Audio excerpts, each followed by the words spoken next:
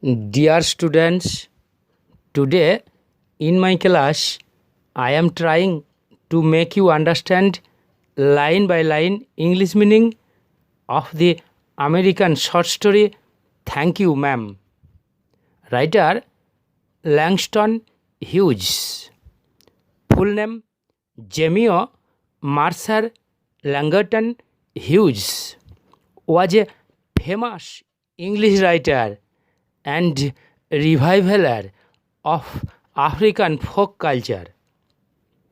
Before explaining line by line, I should tell you about the brief summary of this short story. Let's start. Once, a large woman was returning from her working place at 11 o'clock at night. She was carrying a large purse hanging from her shoulder. Suddenly, a boy of 14 or 15 years tried to snatch her purse by giving a tug from behind. The strap of the bag tore and the boy fell on the ground.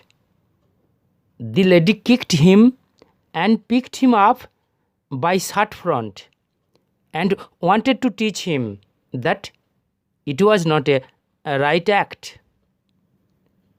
Though at first the lady behaved rough, but soon she began to behave just like mother, to change his character, as she fell in the same condition when she was young. The boy then got fear, thinking that the lady might take him to police station. But the woman told the boy that she had no such intention. Taking the boy at her home, the lady gave him food, and at last she gave $10 to buy shoe. As she knew that the boy tried to snatch her purse to buy shoe and advised not to steal again. At the last of the story, she bade him goodbye. Now I am explaining the main story. She was a large woman with a large purse that had everything in it but a hammer and nails. It had a long strap, and she carried it slung across her shoulder. It was about 11 o'clock at night, and she was walking alone when a boy ran up behind her and tried to snatch her purse. These lines mean once a large woman was returning alone from her working place at 11 o'clock at night. The lady was carrying a large purse that had a long strap. The bag was hanging from her shoulder. Naturally, hammer and nail are the tools used only by the male, and they are useless to the female. So, the sentence that had everything in it but hammer and nails means in the purse there was the things used by the female. While the lady was walking alone, a boy suddenly came from behind and tried to snatch the lady's purse. The strap broke with a single tug. The boy gave it from behind, but the boy's weight and the weight of the purse combined caused him to lose his balance. So, instead of taking a full blast, as he had hoped, the boy fell on his back on the sidewalk and his legs flew off. Coming at the back of the woman, the boy tugged the bag, gripping the strap, and the strap suddenly tore. And as the weight of the bag was heavy, he could not give the pull as he hoped, because he fell down on the sidewalk. In India, sidewalk means footpath.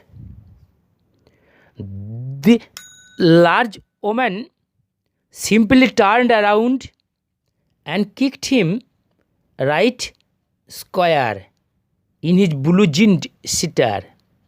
Then she reached down, picked the boy up by his shirt front, and shook him until his teeth rattled.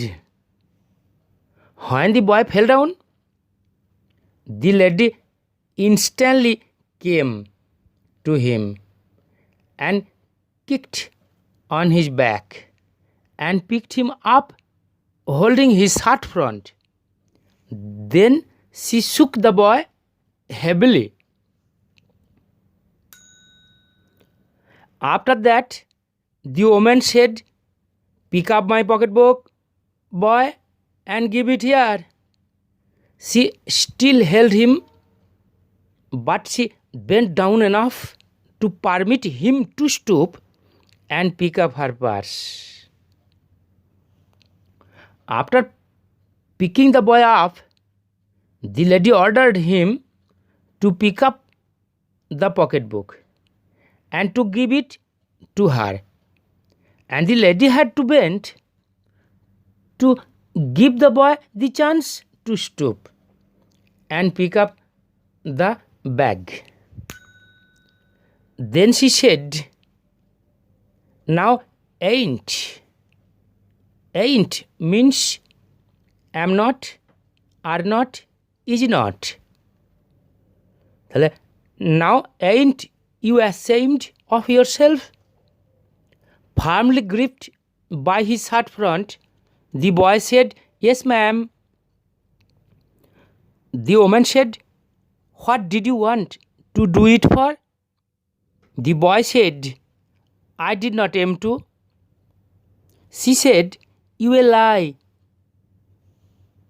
After picking the bag up, the boy gave it to the large lady, who asked him if he was ashamed for his misdeed, and asked why he was doing such an act. The boy answered that he was ashamed and he had no fixed aim of snatching the purse. But the lady did not believe it and said that he was a liar. By that time, 2 or 3 people passed, stopped, turned to look, and some stood watching. "If I turn you loose, will you run?" asked the woman. "Yes, ma'am," said the boy. "Then I would not turn you loose," said the woman. She did not release him. "I am very sorry, lady. I am sorry," whispered the boy. When the lady and the snatcher boy were in their conversation, then a few people were passing. Some of them stopped and looked at them, and some other were watching, standing there. The woman asked the boy if she freed him, he would run. The boy said that he would run away. So the lady did not release him, saying that she would not turn him loose. Then the boy said in whispering that he was really sorry for his unjust. Whom? And your face is dirty. I got a great mind to wash your face for you. Ain't you got nobody home to tell you to wash your face? No, ma'am, said the boy. Then it will get washed this evening, said the large woman, starting up the street, dragging the frightened boy behind her. He looked as if he were 14 or 15, frail and willow-eyed, in tennis shoes and blue jeans. Here he were the use he were in place of he was. Why? Because it is a case of subjunctive mood. What is subjunctive mood? Subjunctive mood is the verb form that is used to express a wish, a demand, or a suggestion. For more examples, look at this screen. As the face of the boy was unclean and dirty, the mother-like lady wished to wash his face and asked the boy if he had anybody to tell him to wash his face. In answer, the boy said that he had none to look after him. Then the motherly nature of the lady arose and said that his face would be washed. She was dragging the frightened boy behind her. The boy was wild-like as the willow tree and was about 14 and 15 years old. He was putting on tennis shoes and blue jeans. Willow-eyed is a tree grows in cold country, and it has no fixed shape and looks like wild. The woman said, "You ought to be my son. I would teach you right from wrong. Least I can do right now is to wash your face. Are you hungry?" "No, ma'am," said the being drugged boy. "I just want you to turn me loose." "Was I bothering you when I turned that corner?" asked the woman. "No, ma'am." These lines mean, after a while, the lady told the boy that he was as her own son, and she would teach him right, correcting his wrong, and asked if he was hungry. The frightened boy answered that he was not in hunger, and wished the lady to turn him loose. When the boy wanted to be free, the lady asked if she had been bothering him when she had turned him from that place. The boy said in negative that she was not bothering him. "But you put yourself in contact with me," said the woman. "If you think that contact is not going to last a while, you got another thought coming. When I get through with you, sir, you are going to remember Miss Luella Bates Washington Jones." The lady then informed the boy that as he put himself in contact with her, the contact would be last long, as she had gotten such a boy. He had to remember her, said the large lady, whose name was Mrs. Luella Bates Washington Jones. Sweat popped out on the boy's face and he began to struggle. Mrs. Jones stopped, jerked him around in front of her, put a half Nelson about his neck, and continued to drag him up the street. This line means the boy was trying to free himself from the clutch of the lady. So, sweat popped out on his face. As he was trying to be free, the lady stopped and jerked the boy and put a half Nelson about his neck to frighten him and began to drag him along the street. When she got to her door, she dragged the boy inside, down a hall, and into a large kitchenette furnished room at the rear of the house. She switched on the light and left the door open.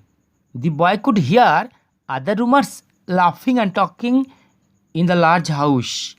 Some of their doors were open too. So he knew he and the woman were not alone. The woman still had him by the neck in the middle of her room. These lines denote reaching at the door.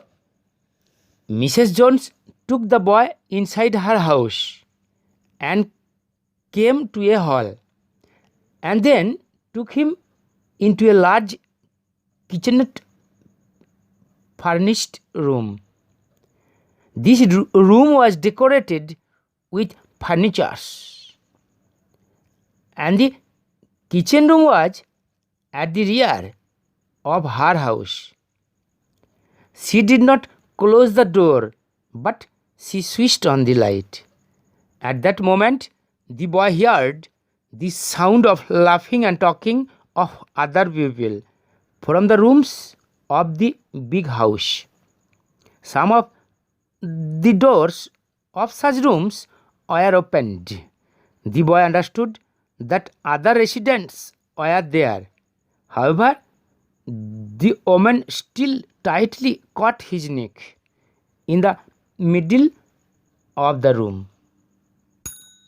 She said, "What is your name?" "Roger," answered the boy. "Then, Roger, you go to that sink and wash your face," said the woman. Whereupon she turned him loose at last. Roger looked at the door, looked at the woman, looked at the door, and went to sink. This line means she asked the boy what his name was and got the answer from the boy that his name was Roger. Then she proposed Roger to go to the sink to wash his face and released him in the middle of the kitchen room. The boy frequently looked at the door and went to sink.